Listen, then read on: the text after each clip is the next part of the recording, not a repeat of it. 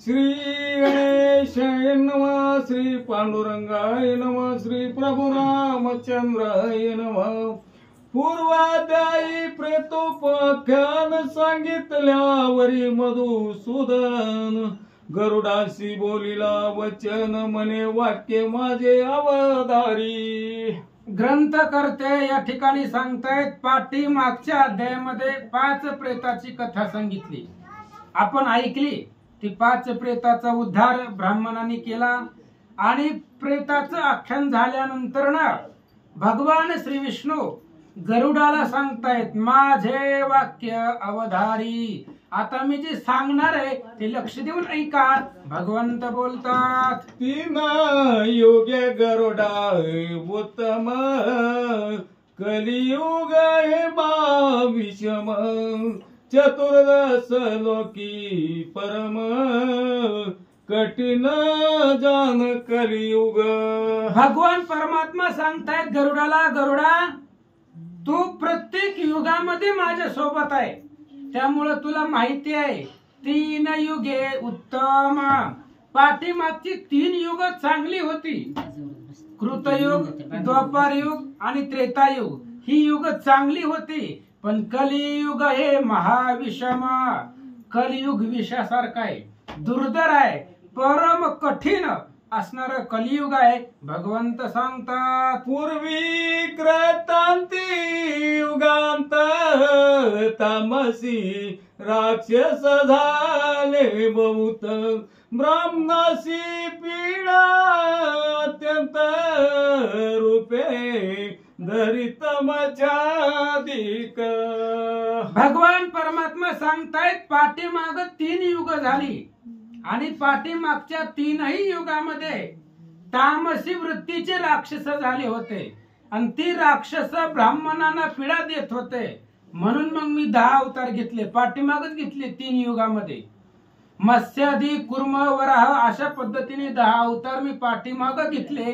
भगवंत सांगतात, अधर्म बलवंता पर मी करीत तयांचा संवार मत्स्याधिक घेतले 10 अवतार धर्म रक्षणार्थ वनतया।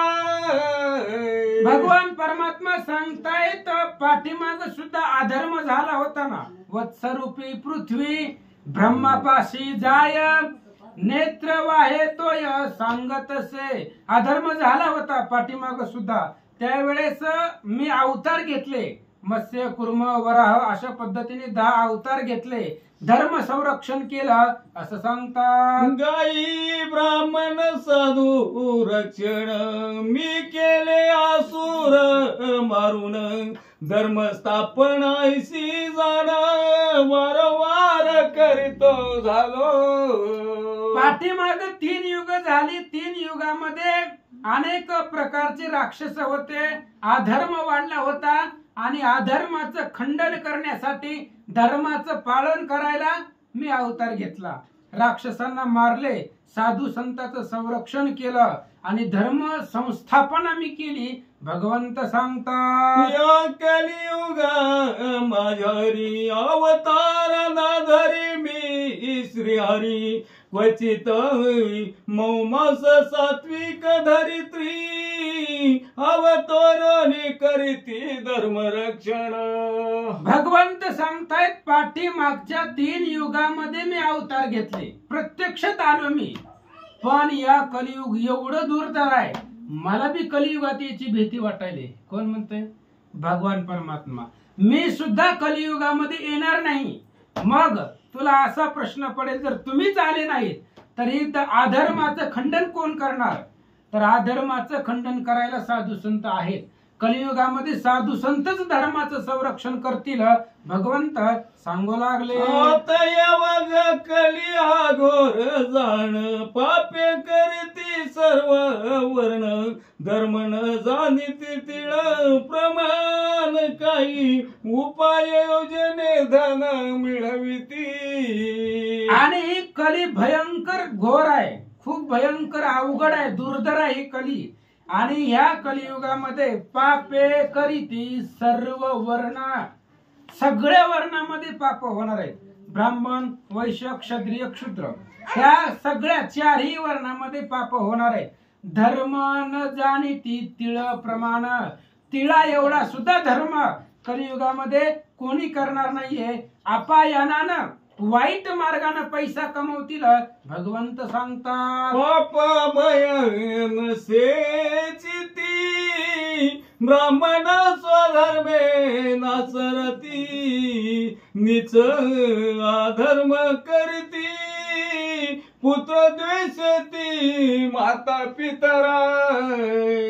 कलियुगामध्ये सर्वात महत्वाचा पॉइंट म्हणजे पाप भयन सेचिती. लोक पापाला घाबरणार नाही, ती कोणीच पापाला भिणार नाहीये. ब्राह्मण सुद्धा स्वतःचा धर्म काय आहे त्या धर्माचं आचरण ब्राह्मण करणार नाहीत.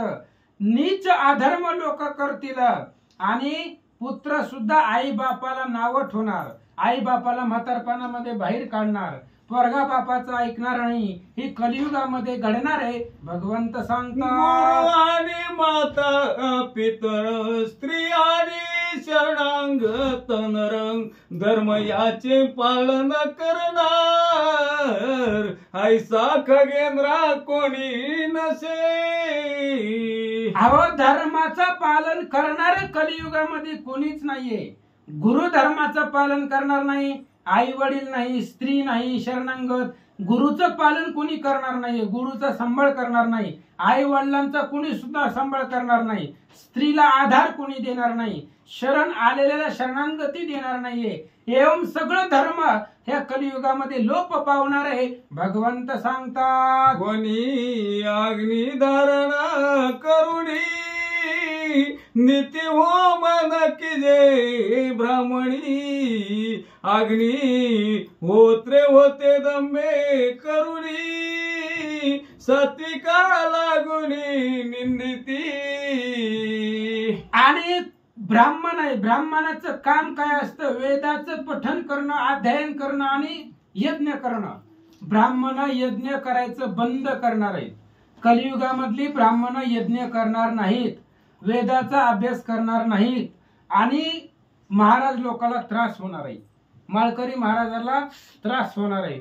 सात्विक लोक जी जगामध्ये आहेत त्यांना खूप त्रास होणार आहे भगवंत सांगतात. वेदाध्ययन वर्जित ब्राह्मण इस्तता करीती भोजन, शूद्र अत्यांदाची संकेतान करीती भोजन कली माझी. कलियुगामध्ये आहाराला महत्व राहिले नाहीये. ब्राह्मण वेदाचं अध्ययन करणार नाहीत आणि इतस्तता करीती भोजन. महाराज लोक ढाबे बुक करायला लागले. महाराजांनी ढाब्यावर जेवावं का? हॉटेलमध्ये जेवण, घरचं जेवण सोडून बाहेर जेवण, कुठेही लोक जेवण करायला लागली. त्याच्यामुळं काय व्हायला लागलं हो? क्षुद्र अत्यंत आधी संकेतानं क्षुद्राच्या घरी लोक जेवायला लागली, हॉटेलवरती जेवायला लागली, बाहेर जेवायला लागली, नाही त्या ठिकाणी लोक जायला लागली. त्याच्यामुळं कलीचा प्रभाव वाढत चालला. लोकांचं आचरण बिघडलं की कलीचा प्रभाव वाढत असतो भगवंत सांगतात. निंदे कर्म करीती अपार, शूद्राज्ञ बक्षिती विप्र, ब्राह्मणाशी धन लोभ फार, होता अमलेच सेवक होती. निंदे अशा प्रकारचं कर्म करणार आहेत सगळीच. आणि विप्र ब्राह्मण लोक सुद्धा क्षुद्राच्या घरचं अन्न सेवन करणार आहेत. हे कलियुगामध्ये होणार भगवान परमात्मा सांगायले. ब्राह्मणाला सुद्धा आचार आणि भोजन राहिलं नाही. ब्राह्मणही कुठेही जेवण करतील आणि ब्राह्मणाला धनलोभ आहे. कुठलंच किती पैसा घेतल्याशिवाय ब्राह्मण कार्य करत नाही. धनाचा लोभ ब्राह्मणाला होणार आहे. पाठीमागच्या 3 युगामध्ये नव्हता महाराज, कुठल्याच ब्राह्मणाला धनलोभ नव्हता पाठीमाग. पण कलियुगामध्ये धनाचा लोभ खूप होणार आहे असं सांगतात. प्रीतीने बोलती भाषा तद्वताचार खगेशा व्याची घेती विशाल जंग मानस नसे जासी. आणि प्रेमानं गोड बोलणार. म्लेच्छ भाषा म्हणजे बोलत असतात पण लोकांना कळत नाही, पण बोलत बोलत त्याचा घात करतायत, ही म्लेच्छ भाषा आहे. अंगळू मंगळू नंद भाषा कोणासही न कळे सहसा, सवेग निवटू पाहे घसा, दलाल ऐसा द्वैताचा. ही अंगळू मंगळू भाषा आहे. ही भाषा लोकांना कळत नाही, पण त्याच भाषेमध्ये अडकवून त्याच व्यक्तीचा घात करणं ही कलियुगामध्ये होणार आहे. आणि अशीच म्लेच्छ भाषा प्रेमानं बोलणार आहे, म्हणजे प्रेमानं गोड बोलून एकमेकाचा घात करतील. आणि लाज, कुठल्याच प्रकारची लाज लोकांना राहणार नाहीये. आचार सोडून, लज्जा सोडून लोक कलियुगामध्ये वागतील. भगवंत सांगतात, कोणाचा त्यासी नसे धाक, काही न्यून नसता देख, पापे करीती अनेक, आवडी धरोनी निर्धारे. कलियुगामधल्या लोकांना धाक नाही, म्हणजे बाळक पोरग सुद्धा आई बापाच्या धाकात नाहीये. आई बापाचा धाक लेकरावरती नाहीये. स्त्रियेचा, नवऱ्याचा धाक स्त्रियेवरती राहिला नाही. त्याच्यामुळं लोक पापाला भीतच नाही. ती पापे करीती अनेक, आणि आवडी करून स्वतःच्या पाप करणं ही आवड होणार आहे लोकांना. आणि अफाट अशा प्रकारची पाप कलियुगामध्ये घडणार आहेत. भगवंत सांगतात, ब्रह्मसूत्र विद्या विधान ब्रह्मचार्य आश्रम नसे जाण, विवाह न होता स्वाधीन, भलतेची स्वधर्माने होई. ब्रह्मचारी आश्रम कुठं आहे का? कुठंच नाहीये. ब्रह्मचारी आश्रम नाहीये, ब्रह्मविधान नाहीये. शास्त्रानं सांगितल्या पद्धतीने लोक ऐकत नाहीये. लग्न पद्धती होताना सुद्धा स्वधर्माने होणार नाही.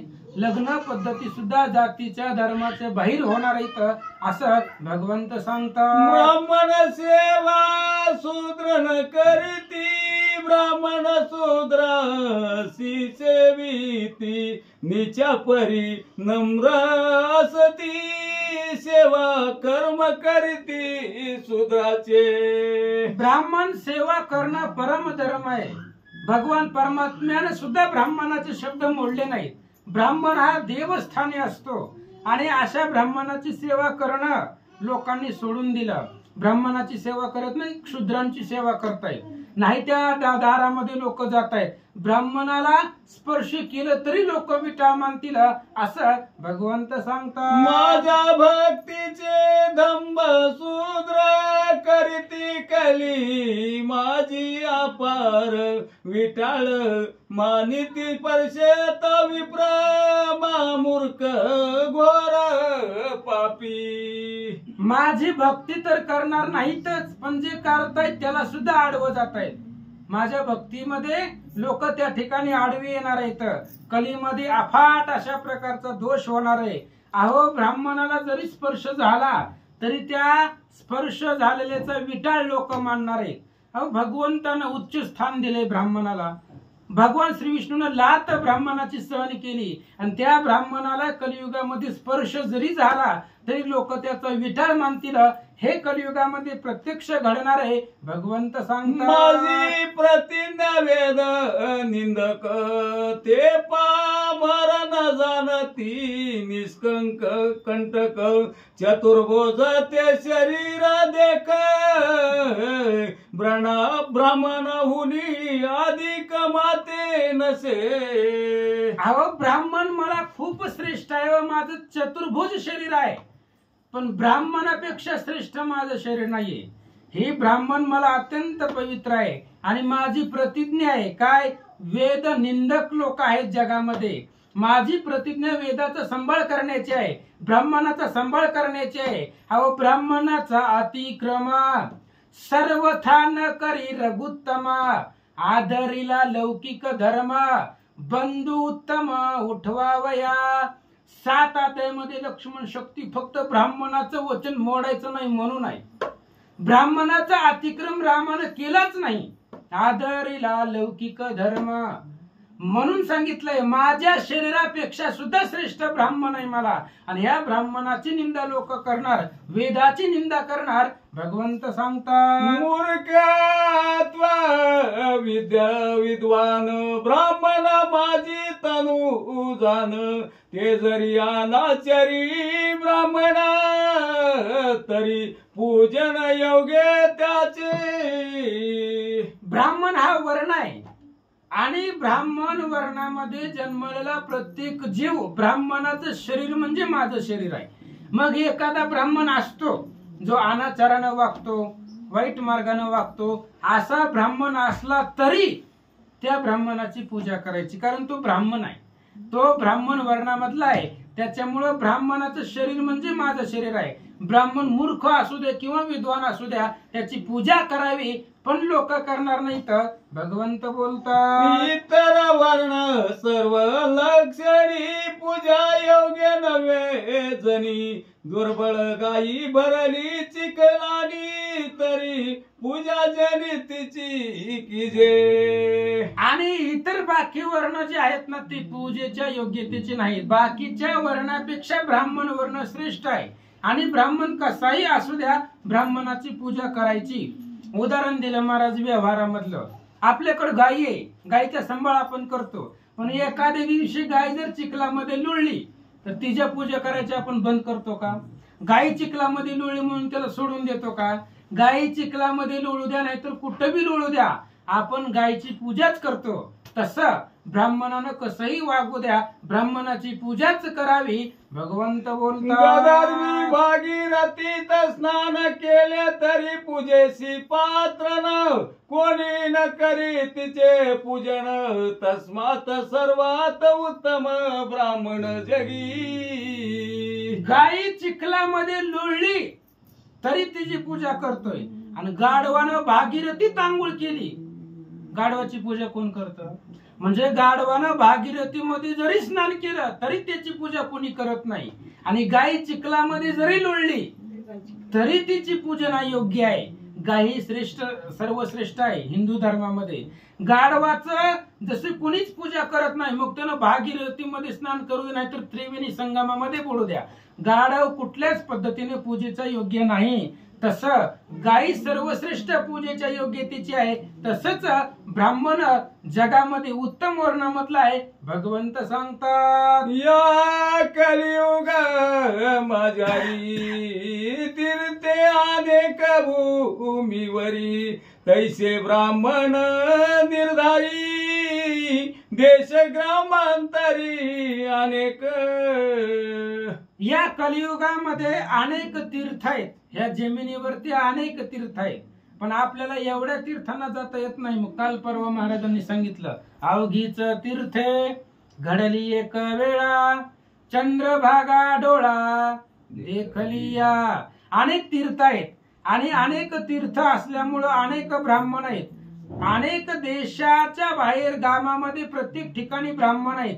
तीर्थाची आणि ब्राह्मणाची पूजा करा, त्यांना वंदन करा. भगवंत सांगतात या दोघाची निंदा जे दुष्ट करीती, तेसे की निरय पावती, प्रयाळ काळीची त्याची मुक्ती नाही निश्चिती खगेंद्रा. भगवान परमात्मा सांगतायत दोन व्यक्ती आहेत, एक तीर्थ आहेत आणि दुसरे ब्राह्मण आहेत. तीर्थाची आणि ब्राह्मणाची निंदा करायची नाही. तुम्हाला जायचं असलं जावा, नाही तर नका जाऊ, बंधनं घातले नाहीत. पण तुका म्हणे सत्य कर्मा व्हावे साह्य, घातलिया भय नरका जाणे. एखादं चांगलं काम करतोय तर त्याला करू द्या. तुमच्यामुळं त्यानं काम जर नाही केलं, त्याला भीती घातली तर तुम्ही नरकाला जाताय. त्याच्यामुळं निंदा गायीची आणि तीर्थाची निंदा जी करतायत ते नरकामध्ये जात आहेत. आणि प्रलय काळामध्ये, प्रलय काळ जरी आला तरी सुद्धा त्यांना मुक्ती नाहीये. अशा पद्धतीने भगवंत सांगतात स्त्रिया पतीशी न तो सविती, भ्रतार स्वस्त्रियसी न सुखावती, क्वचित दंपत्यात असेल प्रीती, उपाधी योग्य करोनिया कोणी कोण. भगवान परमात्मा सांगू लागले कलियुगामध्ये काय काय होणार आहे? स्त्रिया पतीशी न तोषवती. स्त्रिया पती आणि पत्नी यांच्यामध्ये प्रेम राहणार नाही. पत्नीपासून पतीला सुख मिळणार नाही आणि पती आपल्या पत्नीला सुखी ठेवणार नाही. पती आपली पत्नी सोडून परस्त्रीशी त्या ठिकाणी निरत होणार आहे. पती पत्नीमध्ये प्रेम राहणार नाही. क्वचित एखादं दाम्पत्य राहणार आहे जे सुखी आहे, जे एकमेकांमध्ये प्रेम आहे. पती पत्नीमध्ये प्रेम असावं पण कलियुगामध्ये राहणार नाही. क्वचित एखादं जोडपं असं राहणार, एखादं दाम्पत्य असं राहणार की त्यांच्यामध्ये प्रेम आहे, तेही त्यांच्या पूर्व पुण्य करून होणार आहे. भगवंत सांगतात, कोणी कोणाचा नसे मित्र, लोभ करणे असे सर्वत्र. लुब्ध दुराचार शुष्क वैर, निर्दया पार पै होती. कलियुगामध्ये कोणी कुणाचा मित्र नाही महाराज. मित्र आहे पण स्वार्थापुरता आहे. मैत्री लोक करतायत पण स्वार्थ पाहतायत. स्वार्थाच्या पुढं कुणीच कुणाला किंमत देणार नाहीये. मग ती पिता आणि पुत्राचं का नातं असं ना, स्वार्थ पाहिला जातो. आणि कलियुगामध्ये स्वार्थच वाढणार आहे, लोभ वाढणार आहे. या लोभामुळं लुब्ध दुराचारी अशा पद्धतीची लोक होणार आहे आणि निर्दयी होणार आहे. कलियुगामधल्या लोकांच्या मनामध्ये दया राहणार नाहीये, निर्दयी मनाची लोक होणार आहेत. भगवंत सांगतात, दुर्भग आणि आशा बहुत, शेवटी केली प्रजा समस्त. शूद्रामल्याचा प्रजा प्रसवत, शूद्र होत अपार जन. कलियुगामध्ये दुर्भाग्य लोक आणि आशावादी लोक राहणार आहेत. कलियुगामध्ये लोकांना आशा खूप आहे, मिळावं खूप वाटतंय. त्याच्यामुळं ह्या कलियुगामध्ये क्षुद्र म्लेच्छ हेच प्रजा होणार आहे. स्वधर्मानं वागणार कुणीच होणार नाहीये. क्षुद्र पद्धतीचे अफाट लोक कलियुगामध्ये होणार आहेत. भगवंत सांगतात, शूद्र दृष्टी भाग्य शूद्र भोजन करीती अपार. द्रव्यहीन काम फार, स्त्रिया परजरिणी होती. क्षुद्र म्हणजे क्षुल्लक किंवा वाईट. वाईट दृष्टी लोकांचे आणि दुर्भाग्य लोकांना येणार आहे. लोकाची बघण्याची नजर बदलणार आहे. जैसी ज्याची अंतर्वृत्ती, तैसेच ते जगाते देखती. लोकांची दृष्टी वाईट होणार आहे पाहण्याची. अफाट भोजन करणार आहेत. आता भोजनाविषयी नाही बोलायचं, कोणी किती खायचं त्याचा प्रश्न आहे. पण काय कलियुगामध्ये लोकांना काम आहे खायचं आणि झोपायचं, एवढंच आहे. भोजनाचा आहार जास्त होणार आहे आणि आहार जास्त झाल्यामुळं द्रव्यहीन होणार आहे. लोकांकडे पैसा राहणार नाहीये. स्त्रिया अपार जारिणी होणार आहेत. स्त्रिया त्यांचं आचरण, त्यांचं वागणं बदलणार आहेत, स्वधर्मानं वागणार नाहीत असं भगवंत सांगतात. जिवंत पतीसी त्यागीती, राजान दंडितया प्रती. भ्रतार मेल्या दुसऱ्या करीती, कोणी ना निंदिती तयासी. काय होणार आहे पुढं? जिवंत पतीसी त्यागीती. यालाच कलियुगामध्ये दुसरा शब्द आलाय घटस्फोट. म्हणजे लग्न झाल्यापासून मरायच्या आधीच नवरा बदलणार आहेत. जिवंत असताना नवऱ्याला सोडून द्यायचं आणि दुसऱ्या पुरुषाबरोबर निघून जायचं. असं चालत असताना सुद्धा राजान दंडी तया प्रती. अशा स्त्रियांना राजा दंड करणार नाही. त्याचं कारण आहे राजाही तसाच आहे. जसं प्रजा तसं राजा. राजाही तसाच होणार आहे. आणि भ्रातार मेल्या दुसरा करीती. नवरा मेला, नवऱ्याचा तिसरा व्हायच्या आधी दुसरा नवरा घरात आणते. असं कलियुगामध्ये घडणार आहे. आणि कोणी न निंदिती तयासी. अशा लोकांना, ज्या स्त्रिया असं वागतायत, नवरा जिवंत असताना दुसऱ्या बरोबर निघून जाणं, नवरा मेल्यावर नवऱ्याचा 13व्याचा 10व्याचा निवद दाखवायच्या आधी दुसरा नवरा घरात आणणार आहे, अशा स्त्रियाची निंदा सुद्धा कोणी करत नाहीये. भगवंत सांगतात, उत्तम कोळीचे भाऊत चोर, धर्म पाखंड दुसनार, प्रजा भक्षक नरेंद्र, शिष्णोद परदिवज होती. उत्तम कुळीचे बहुत चोर. याला म्हणायचं महाराज लोक सुद्धा चोऱ्या करणार, माळ घालून चोऱ्या करणार. कारण दिंडीमध्ये काय सगळीच भगवंताच्या भजनाला आलेले असतात का? पांढरे कपडे घालून येतात पण चोऱ्या करायला येतात. उत्तम कुळीचे बहुत चोर, उत्तम कुळामध्ये जन्म घेतलेली माणसं पण चोरामध्ये एक नंबर होणार आहे. आणि धर्म पाखंड, धर्माचं खंडन करणार अशा पद्धतीची लोक, राजा सुद्धा कसा होणार आहे, प्रजा भक्षक होणार आहे. राजाही प्रजेचा भक्षक होणार आहे. अशा पद्धतीचं कलियुग येणार आहे. भगवंत सांगतात प्रथा त्यागी ब्रह्मचारी, कुटुंब येती अनाचारी, तपस्वी राहती ग्रामांतरी, अर्धलुब्ध भारी संन्यासी होती. ब्रह्मचारी जी लोक आहेत ते आपलं कार्य जे आहे आपलं कर्तव्याचा त्याग करणार आहेत. ब्रह्मचारी आपलं कर्तव्य व्यवस्थित करणार नाहीत. आणि तपस्वी राहती ग्रामाभितरी, घरात राहणाऱ्याला तपस्वी कोण म्हणणार आहे? अहो भगवान श्रीराम परमात्मा दशरथानं सांगितलं कुण्याच गावात जायचं नाही. 14 वर्ष रामाने गावामध्ये प्रवेश केला नाही, कुठल्याच केला नाही. लंकेतही लंकेच्या बाहेर राहिले, किष्किंधेतही किष्किंधेच्या बाहेर राहिले. राम 14 वर्ष कुण्याच गावात गेले नाही, त्याला तपस्वी म्हणायचं. आणि तपस्वीच घरात राहणार आहेत कलियुगामध्ये. तपस्वी सुद्धा घरामध्ये गावामध्ये राहणार आहेत. आणि संन्यासाला सुद्धा पैशाचा लोभ होणार आहे.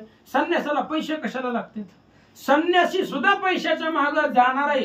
हे कलियुगामध्ये घडणार आहे. भगवंत सांगतात शरीरा लघु फार आहार, निर्लज्ज आणि पोरे फार, नित्य कटु भाषण करणार, चौर्य माया साहस कर्म.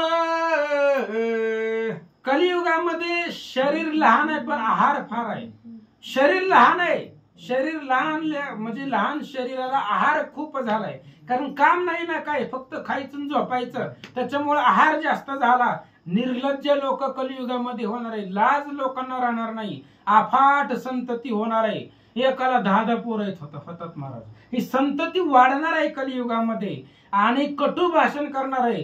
कोण कुणाला चांगलं बोलणार नाहीये, कडू बोलणार, वाईट बोलणार अशा पद्धतीची लोक. माया तीळ मात्र सुद्धा अंतकरणामध्ये राहणार नाही. असं वाईट प्रवृत्तीचं कर्म माणसं पुढे करणार आहेत.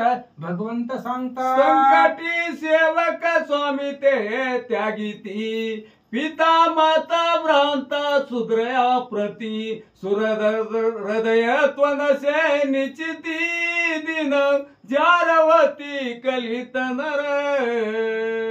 संकटामध्ये असताना स्वामी जर संकटामध्ये असेल तर त्याचं काम करणं, त्याची साथ देणं सेवकाचं कर्तव्य असतं. आई वडील संकटामध्ये असतील तर पोराचं काम आहे त्यांची साथ देणं.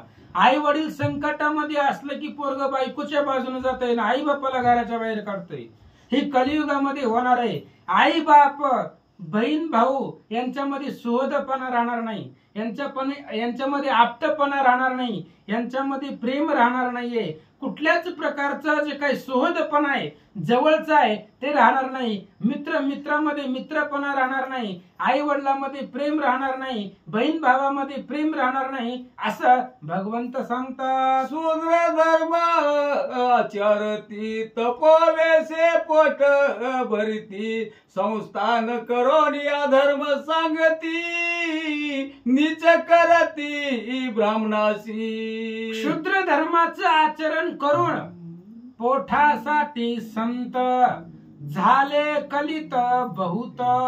पोटासाठी संत म्हणजे तपोवेशे पोट भरिती.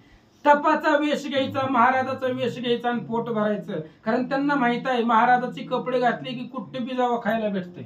महाराजाचं मध्ये तेवढा माऊलीने स्वधर्मच तेवढा वाढवलाय महाराज. आजही गळ्यात माळ घातली, पांढरी कपडे घातली, कोणाच्याही दारात जावा, अहो पाटावर बसून जेवण आहे. घरामध्ये जेवढा मान मिळत नाही तेवढा मान आज महाराजांना भेटतोय. त्याच्यामुळं मग महाराजांचं काय झालंय, संस्थान करायची आणि धर्माचा नीच वृत्तीनं धर्म सांगतायत आणि त्याच्यामुळे धर्माचा ऱ्हास होत चाललाय. हे महाराज लोकच कलियुगामध्ये खोटी निघणार आहेत, वाईट कर्म करणारे निघणार आहेत आणि अशाच महाराजांना कलियुगामध्ये मान भेटणार आहे. भगवंत सांगतात ज्ञानाच्या गोष्टी सांगोणी, बुडविती स्त्रिया भोळे प्राणी, माझी शिवाची भक्ती दाखवणी, वर्ण आश्रम कुळाचार बुडविती. आणि ब्रह्मज्ञानाच्या गोष्टी सांगायचं याला ढोंगी म्हणतात महाराज. तपस्वी ते येतात बघा, हात दाखव मी भविष्य सांगतो, त्याच भविष्य त्याला कळत नसतं, ते आपलं काय भविष्य सांगणार आहे. हे असे जे लोक असतात ना ढोंगी स्वभावाची, ब्रह्मज्ञानाच्या गोष्टी सांगायचं आणि स्त्रिया बालकांना बुडवायचं, स्त्रियांचं आचरण भ्रष्ट करायचं, स्त्रियांची संपत्ती लुबाडायची, अशा प्रकारची लोक. आणि भगवान परमात्मा सांगतायत, भगवान श्री विष्णू सांगतायत, माझ्या शिवाची भक्ती दाखवणी. अहो महादेवाला भगवान श्री विष्णू स्वामी म्हणताय. तुका म्हणे हरिहरा भेद नाही दुसरा.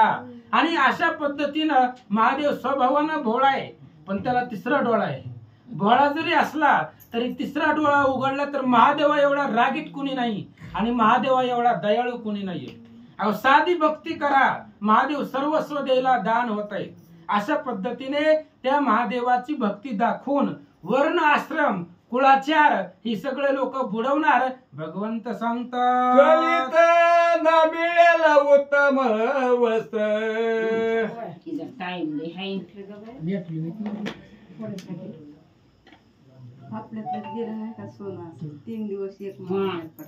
कलित न मिळेल उत्तम वस्त्र. विभूषण नसतील फार. विद्याहीन सर्व नर भ्रष्टाचार कुलीन मानिती. कलियुगामध्ये लोकांना घालायला कपडे नाहीत असं नाही, फॅशन येणार आहे. गुडघ्यापर्यंत कपडे घालायची फॅशन येणार आहे. अहो कपडे फाटकी घाल म्हणजे ठिकाणी भोक पडलेली कपडे घालते, ती फॅशन आहे. म्हणजे कलियुगामधल्या लोकांना उत्तम वस्त्र घालायचे हे सुद्धा त्या ठिकाणी भेटणार नाही, तेवढी सद्बुद्धी नाहीये. कपडे भेटत नाही असं नाहीये, कपडे अफाट आहेत, पण कोणती कपडे घालावे ही लोकांना माहिती नाहीये. काय कपडे घालतायत आपण पाहतो कलियुगामध्ये, लोक कुठं कशी कपडे घालतायत. उत्तम अशा प्रकारची वस्त्र मिळणार नाहीत. पुन्हा त्या ठिकाणी काय सांगितलं, विभूषणे अनेक प्रकारचे. विद्याहीन सर्व नर, माणसाला विद्या नाही, ज्ञान नाही, आणि अशा पद्धतीची लोक, भ्रष्टाचार करणारी लोक कलियुगामध्ये होणार आहे. भगवंत सांगतात, सहस्रावादी अन्याय करुणी द्रव्याची करी ती मिळवणी. मग त्याची लोक म्हणती मागुणी. कवडी साठी मैत्री तोडीती. अहो सहस्त्र हजारो अन्याय करायचं, पैसा मिळवायचा, पैसा मिळवायचा, पण लोकांवरती अन्याय करून सर्वाशी विरोध करुणा. मने माझे व्हावे कल्याण. सगळ्याला विरोध करायचं, सगळ्याच वाटोळ करायचं शेजन, आणि माझंच कल्याण व्हावं असं म्हणायचं. होत असतं का? अनेक हजारो अन्याय करायचं आणि द्रव्याची मिळवणी करायची, आणि त्यालाच लोक महागुणी म्हणणार आहेत. असे लबाड लोकांनाच मान मिळणार आहे कलियुगामध्ये. आणि कवडीसाठी मैत्री तोडती. पैशासाठी मित्राची व्यवहारामध्ये संबंध तुटणार आहेत. आई बापाचं, मुलाचं आणि बापाचं नातं पैशासाठी तुटणार आहे. ही कलियुगामध्ये घडणाऱ्या गोष्टी भगवंत सांगतात. शिष्णोदर भर पुत्र त्याची असती. त्यांचे पितरांचा तोची आचार. म्हणून पुत्र हसती पितरा. आता बाप आणि मुलगा, मुलाला बघून बापही हसणार का? कारण पोराचं कर्तव्यच तसं आहे. विषय सेवन, दुसऱ्याला नाव ठेवणं, व्यभिचार करणं, ही कर्तव्य पाहून बाप पोराला हसणार. आणि बाप काही चांगला आहे का कलियुगामधले? बाप जसा आहे तसाच पोरगा आहे. आणि बाप जसा पितरांचा आचार आहे तसाच लेकराचा आचार असतो. पोरग वाईट निघालं म्हणजे बापाचं आचरण शुद्ध नसतं, आणि बापाचं आचरण असल्यामुळं पोरगा सुद्धा बापाला हसत असतो महाराज. अशा पद्धतीनं कलियुगामध्ये घडणार. भगवंत सांगतात, जन्माचार उदया गुण कली माझी धनाची प्रमाण. धर्म न्याय व्यवस्थे लागून बळ्याची कारण खगेंद्रा. आणि कलियुगामध्ये फक्त आणि फक्त धनाला किंमत आहे, पैसा महत्वाचा आहे. कलियुगामध्ये धनाची प्रमाण म्हणजे साक्षी, ह्या कलियुगामध्ये पैसाच श्रेष्ठ आहे. पैशाशिवाय कुठलंच नातं श्रेष्ठ नाही. सर्वश्रेष्ठ पैसा कलियुगामध्ये होणार आहे. आणि पैशामुळं अधर्माला बळ येणार आहे. अधर्माला बळ व्यवहारामुळे येणार, पैशामुळे येणार. धर्म न्याय याला किंमत भेटणार नाही. भगवंत सांगतात, स्त्री पुरुषाची रतार्त्य प्रीती सर्व व्यवहार माईकवती. सामान्य स्त्री पुरुष हेतू रती पृथ्वी कारण सूत्रची. आणि अशा पद्धतीने लोकांमध्ये कलियुगामध्ये स्त्री आणि पुरुष याच्यामधले संबंधामुळं बाकीचे सगळे व्यवहार खोटे होणार आहेत. स्त्री पुरुषांमध्ये एवढे संबंध दृढ होणार की त्या संबंधामुळे बाकीचे सगळे व्यवहार खोटे होणार आहे. अशा पद्धतीने भगवंत सांगतात, आश्रम चिन्ह मात्र धरिती आचरण स्वल्पही नाचरती. चपल वाणी तो पंडित म्हणती निंदत्वे पावती दरिद्री. आणि आश्रम चिन्ह धरणार. आश्रम चिन्ह म्हणजे काय? पांढरी कपडे घालायचे, मोठमोठ्या माळा गाळ्यामध्ये घालायच्या, गावामध्ये फिरायचं. पण आश्रम धर्म चिन्ह धरून सुद्धा आचरण स्वल्प ही नाचरती. पांढरे कपडे घालणार, माळा घालणार, पण तसं आचरण लोक करणार नाही. भगवंताची भक्ती करणार नाही. मग पांढरे कपडे कशासाठी घालायचे? तर लोकांना लोभवण्यासाठी. हे कलियुगामध्ये होणार आहे. आणि चपल वाणी जो बोलतो, चपल भाषा जो बोलतो, त्यालाच कलियुगामध्ये पंडित म्हणतायत. त्या पंडिताला कशातलं काही नाही कळू द्या, पण जो चपळ आणि गोड बोलतो त्याला कलियुगामध्ये पंडित म्हणतील. आणि दरिद्री जे लोक आहेत, गरिबी जे लोक आहेत, त्यांची निंदा करणार. भगवंत सांगतात, दंभ करत्यासी म्हणती साधू शिवकार मात्र विवाहू. स्नाने आणि कपी प्रबंधू झाले म्हणती सर्वदा. आणि दंभ करत्या वाईट प्रवृत्तीचं वागणं करणं ह्याला साधू म्हणायचं. साधूचं आचरण शुद्ध असतं महाराज, आचरणशील साधू असतो. पण साधू सुद्धा दांभिक कार्य कलियुगामध्ये करणार आहे. आणि विवाह सुद्धा त्या ठिकाणी आपल्या धर्माच्या आचरणाच्या बाहेर होणार आहे.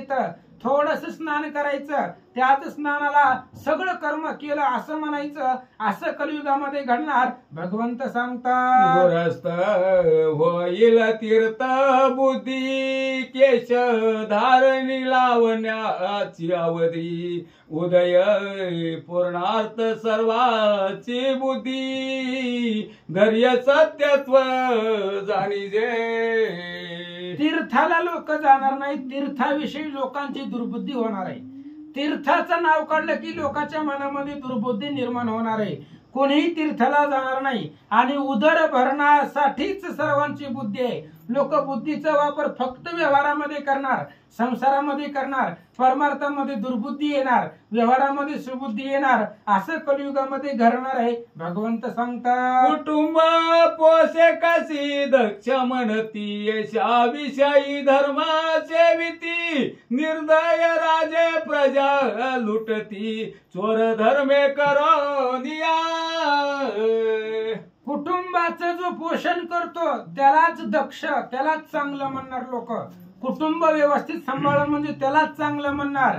आणि यशाविषयी धर्म सेविती, स्वतःचं नाव मोठं व्हावं म्हणून धर्माचं आचरण करतायत असं नाही. तुम्ही भजन करा, तुमचं नाव मनाने मोठं होतंय. नित्य श्रीराम नाम स्मरण तेथे यश कीर्ती कल्याण. आपण एवढ्या गावामध्ये फिरतो, कुठं आधार कार्ड मागितलं आपलं का? भगवंताचं नाव मुखामध्ये आहे. कुठल्या बी कुणीही गावामध्ये जावा महाराज, लोक पाय धुण्याच्या पाय धुण्यासाठी येत आहेत का?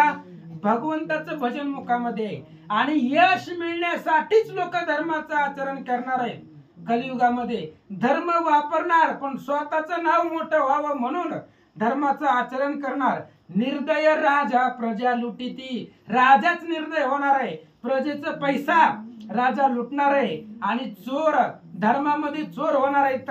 चोर सुद्धा धर्माचा वापर चोरासाठी, चोरी करण्यासाठीच होणार. भगवंत सांगतात, निर्धन स्त्रीवीर हित प्राणी होतील परमित वायुवा उष्ण प्रजन्य शीत निवारण समर्थ याची नसे. आणि निर्धन होणार आहे कलियुगामध्ये, दरिद्री येणार, स्त्री विरहित जीव होणार आहेत, अपरिमित अशा प्रकारचे जी लोक आहेत स्त्रीच्या अधीन जाणार आहेत, काही स्त्री विरहित होणार आहे, पाऊस वेळेच्या वेळी पडणार नाही, ऊन पडलं, कधी कधी पाऊस आला तर महापूर येतो, कधी पाऊसच पडत नाही, अशा पद्धतीचं वातावरण या कलियुगामध्ये होणार आहे. आणि यांचं निवारण करायला कोणामध्ये ताकद राहणार नाही, कारण तेवढं आचरण शुद्ध नाही, म्हणून सामर्थ्य होणार नाही. भगवंत सांगतात, सुदात्रस्या व्याधी अपार संताप चिंता अहोरात्र यास्तव सर्व 20-30 वर्ष नर वाचल्या फार आयुष्य त्यांचे. अहो या कलियुगामध्ये माणसाची भूक वाढणार आहे, माणसाची तहान वाढणार आहे, माणसांना नाही तसले रोग येणार आहे, अफाट रोग येणार आहे, माणसाच्या डोक्यामध्ये संताप आहे, चिंता आहे, आणि त्याच्यामुळं उगा 10, 20, 30 वर्ष लोक जगतायत, कशी तरी जगतायत. हे अटॅक येऊन मरायचं, आता 10, 20 वर्षाचं मरण्याचं वय आहे का लोकांचं, तरी सुद्धा लोक मरायलेत. कशामुळे मरायलेत? याच्यामुळेच मरायलेत, आचरणशील वागणं झालंय. त्याच्यामुळं लोकांचं 10, 20 वर्ष जरी लोक वाचली तरी खूप आयुष्य आहे कलियुगामध्ये. 20 वर्ष सुद्धा मिळणं खूप आहे असं सांगितलंय, म्हणजे 20 वर्ष सुद्धा जगण्याची गॅरंटी कलियुगामध्ये नाहीये. भगवंत सांगतात, अपार होईल पाखंड धर्म चोर प्राय नरेंद्र उत्तम सोडिती ब्राह्मण स्वाचार धर्म अनर्थ जन सर्व बोलती. अफाट अशा प्रकारचा पाखंड धर्म होणार आहे. धर्म कोणता आहे? वेदशास्त्रानं सांगितलेला धर्म आहे, आणि लोकांनी रचलेला धर्मच फार जगामध्ये वाढणार आहे. राजा सुद्धा चोरासारखं कृत्य करणार आहे.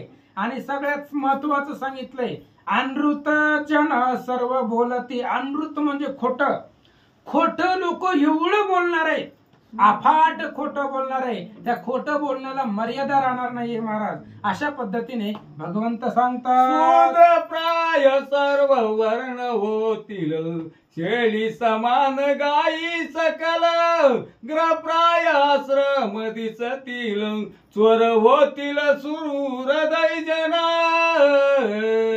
आणि सगळे वर्ण जे आहेत ब्राह्मणासहित सगळे वर्ण क्षुद्र होणार आहेत. अहो गायीला किंमत भेटणार नाहीये कलियुगामध्ये, गायी शेळी सारखं वापरणार आहे, गायीला किंमत नाहीये. शेळीचा जसा सांभाळ आहे तसा गायीचा होणार आहे. गायीला वेदाने खूप महत्व दिलंय महाराज. काल सांगितलं गायीच्या अवयवामध्ये कुठं कुठं कोणता कोणता देव राहतो, त्याच्यामुळं गायीला माता म्हटलंय. आणि 33 कोटी देव जिच्या शरीरामध्ये राहतात अशी गाय आहे, आणि त्या गायीला शेळीसारखी वागणूक लोक कलियुगामध्ये देतील, आणि आश्रम घरासारखी होतील.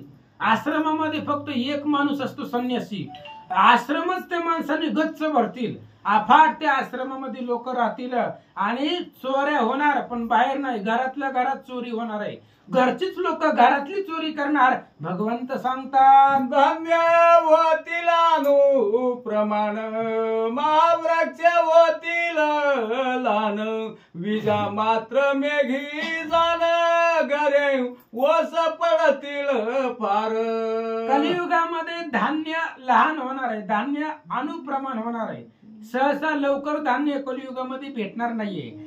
आणि महावृक्ष होतील लहान, म्हणजे कलियुगामध्ये झाडच नाहीत महाराज. आज जिथं पाहिजे तिथं वृक्ष तोड आहे, झाड कुठं बघायला भेटायला आपल्याला? झाड नाही. झाड नसल्यामुळं आकाशातून वीज पडून घरं जळणार आहेत, वीज पडते आणि त्याच्यामुळं घरं सगळी जळून जाणार, ओस पडणार. ही कलियुगामध्ये घडणार आहे. भगवंत सांगतात, होईल स्वधर्म जाण स्त्रिया फिरतील लज्जा टाकून ऐसे कलियुग दारुण कोटीत एक सधर्म आचरे. अहो असा स्वधर्मच होणार आहे. कोणता स्वधर्म होणार आहे? स्त्रिया फिरतील लज्जा सोडून. अहो स्त्रियांना मर्यादा असते, आणि मर्यादाचं उल्लंघन, मर्यादाचं पालन स्त्रिया करणार नाहीत. लाज ही स्त्रीचा अलंकार आहे आणि लाज स्त्रिया सोडून देणार आहेत. लाज स्त्रियांनी सोडणं हाच स्त्रियांचा स्वधर्म होणार आहे. त्याच्यामुळं कोटीत एक सधर्म आचरे, कोट्यावधीमध्ये एक होणार आहे जो स्वधर्मानं वागणार आहे. कोट्यावधी लोकांमध्ये एकच चांगला वागणार आहे असं कलियुगामध्ये घडेल भगवंत सांगतात. स्त्रियात होईल धर्म क्वचित शूद्रा माझी दिसेल किंचित ब्राह्मण धर्माचे घर निश्चित धर्म राहत ते त्याची सदा. स्त्रियामध्ये धर्म आहे पण किंचित आहे. आता किंचित आहे, पुढे तर धर्मच राहणार नाही स्त्रियामध्ये. आता थोडासा धर्म स्त्रियामध्ये किंचित आहे. चार चौघामध्ये तरी नवऱ्याची इज्जत आता करते, पुढे तर तेवढा बी मान नाही नवऱ्याला देणार. त्याच्यामुळे स्त्रियेमध्ये धर्म राहणार नाही, शूद्रामध्ये धर्म राहणार नाही. ब्राह्मण म्हणजे धर्माचं घर आहे.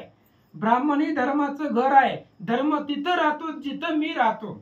म्हणजे ब्राह्मण धर्माचं घर आहे आणि त्या घरामध्ये धर्म राहतो. त्या धर्मापाशी मी राहतो, पण धर्म बी नाही आणि ब्राह्मण बी नाही. भगवंत सांगतात परी क्वचित लोभन लोभे नाशेल लोभे तीर्थासी जातील लोभेसी वासी भजतील विष्णू पूजतील लोभे करोनी. लोक देवदेव करणार पण स्वार्थासाठी करणार. तीर्थयात्रेला जाणार पण काहीतरी मिळावं म्हणून करणार. लोभासाठी काहीतरी मिळावं अपेक्षा आहे म्हणून तीर्थाला जाणार. लोभानं काहीतरी भेटावं म्हणून महादेवाची भक्ती करणार. बायका लेकरं मिळावी म्हणून भगवान श्री विष्णूची पूजा करणार. अफाट संपत्ती मिळावी म्हणून महादेवाचं भजन करणार. लोभानं देवदेव करणार आहेत असं सांगतात. लोभे दुर्गा पूजन करती लोभे करोनी गयसी जाती लोभे अग्निवहन करती लोभे पडविती शिष्य वर्ग. अहो तीर्थाला जातायत तिथं देवाला मागतायत. तीर्थाला जातायत क्षेत्राला जातायत आणि तिथल्या तीर्थक्षेत्रामध्ये गेले की देवाला मागणी करताय. बर ती देव ह्यांना देणार आहे का? देणार आहे का मागितल्या बरोबर? तीर्थ व्रत क्षेत्री जाना कामना परत्वे देवता गण परी त्यांच्या ठाई जे सत्यपणा ते कृपा संपूर्ण रामाची. तीर्थक्षेत्राला गेल्यानंतर ना कामना परत्वे देवता गण आहे. त्या तीर्थक्षेत्रामध्ये देव लोक तुम्हाला देणार नाही. आणि जर तिथल्या देवाने तुम्हाला काही दिलंच तर ती कृपा रामाची आहे. कारण त्या देवाला खरं करायची ताकद रामाकडे आहे. म्हणून लोभानं जरी गेला, काही मागणी म्हणून जरी तीर्थाला गेला, लोभासाठी गयेला जातील, काशीला जातील. नवरात्रामध्ये देवीची उपवास लोभासाठी करणार, काहीतरी मिळावं म्हणून करणार. भगवंत सांगतात यजना करीती लोभे करोनी ऐसा घोर कली वर्तता जनी क्वचित दयाळी स्वधर्माचरणी वैनेते होती मम इच्छे. अहो यज्ञ करणारा जो गृहस्थ यजन आहे त्या यजनापाशी लोभ वाढणार आहे. त्याच्यापाशी लोभ असल्यामुळं अशा पद्धतीचा अफाट कलियुग पुढे येणार आहे. आणि एखादा स्वधर्माचं आचरण करणारा लाखात एक आहे आणि ती सुद्धा माझ्या इच्छेनं लाखामध्ये एकच माणूस असणार आहे जो स्वधर्मानं वागणार आहे. बाकी सगळं अधर्मच कलियुगामध्ये होणार. भगवंत सांगतात सहस्रविद्या पठन करावी ब्राह्मणे माझे नामस्मरण करणे स्वधर्माचारण वर्णे सर्व वर्णाने सर्वदा. आता काही करावं भगवंत सांगतायत. कलियुगामध्ये काय करायचं? शास्त्र विद्या पठन ब्राह्मणानं करावी लागते. शास्त्र ही ब्राह्मणाकडेच असतं. शास्त्राच्या अधीन ब्राह्मण असतं. त्याच्यामुळं माझंच भजन करायचं. हे सगळ्यासाठी माझं भजन करायचं, स्वधर्म आचरण करायचं. सगळ्या वर्णाने त्यांच्या त्यांच्या वर्णानुसार सांगितल्या पद्धतीनं वागायचं. आणि असं जर नाही केलं तर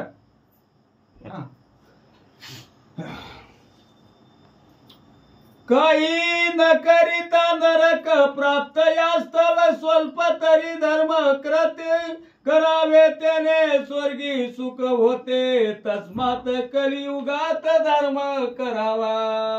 आणि याच्या मधलं जर काहीच केलं नाही तर नरक आहे. नरकामध्ये काय अवस्था आहे आपण पहिल्या दिवसापासून ऐकतोय. नरकामध्ये किती अवस्था आहे, वाईट बिकट परिस्थिती आहे नरकामध्ये. मग अशा पद्धतीने जर काहीच नाही केलं तर नरकाला जावं लागतंय. आणि तुम्हाला जर स्वर्गाला जायचं असेल तर माझं भजन करायचं, धर्म कार्य करायचं. भगवंताचं भजन करणं हाच धर्म आहे. आणि माझं भजन केलं की तुम्हाला विष्णुदूत न्यायला येत आहे.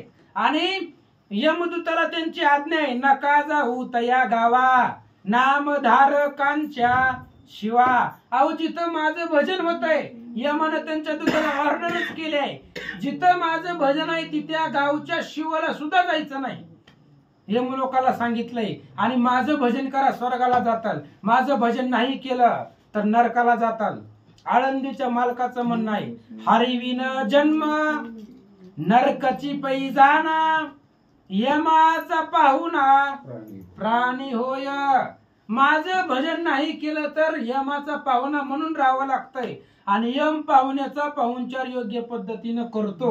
यमाला माहित आहे पाहुण्याचा पाहुणचार कसा करायचा, म्हणून यमाचा पाहुणा होऊ नका, भगवंताचं भजन करा असं सांगतात. मनुष्य जन्म कलित झाला तरी धर्माचे रता भला, न रता 84चा भला, गेराच लागला त्याची पाठी. मनुष्य जन्म कलियुगामध्ये झाला आणि कलियुगामध्ये माणसानं कलियुगामध्ये जन्म येऊन जर धर्माचं आचरण केलं तरच उद्धार आहे. नाहीतर मग 84चा जो चक्र आहे त्या चक्रामध्ये घेरा लागलाच पाठीमाग. धर्म करा, धर्म करून तुमचा उद्धार करा. 84 लाख योनी आहेत महाराज. या जीवाला एवढ्या योनी फिरावे लागतात. पण माणसाच्या जन्माला आल्यावर उद्धार आहे. किडा मुंगीला उद्धाराचं साधन नाही, जनावराला उद्धाराचं साधन नाही, पशु पक्षाला उद्धाराचं साधन नाहीये. मग माणसालाच उद्धार करावा लागतो. माणसालाच उद्धार करण्याचं सामर्थ्य आहे. आणि फक्त उद्धार भगवंताच्या नामानं होतो. वाचा, कैसे कली महात्मे संपूर्ण गरुडासी कथी, श्री भगवान सुतमुखे समस्त ऋषी गण करीती श्रवण, बाबाजी म्हणे. अशा पद्धतीचं कलियुगाचं महात्म्य थोडस सांगितलंय महाराज. भक्ती विजयचं पहिला अध्याय बघा, याच्यापेक्षा भयानक सांगितलंय कलियुगामध्ये काय होणार आहे. हे तर किंचित सांगितलंय. किंचित कलियुगाचं महात्म्य वर्णन केलं भगवान परमात्म्याने गरुडाला. हे करावं लागतं महाराज, कारण आपण कलियुगामध्ये राहतो. मग आपण काय चाललंय डोळ्यानं पाहतो. या आधी साधू संतांना लिहून ठेवलंय कलियुगामध्ये असं घडणार आहे, तसंच घडायला लागलंय. अशा पद्धतीने ह्या कलियुगाचं महात्म्य भगवान परमात्म्याने सांगितलं असं सांगतात. इति गरुड पुराणे प्रेत कल्पे गरुडा नारायण संवादे, कलियुग धर्म कथन नाम पंचोमाध्यायी गोडा. विठ्ठल श्री ज्ञानदेव तुकाराम.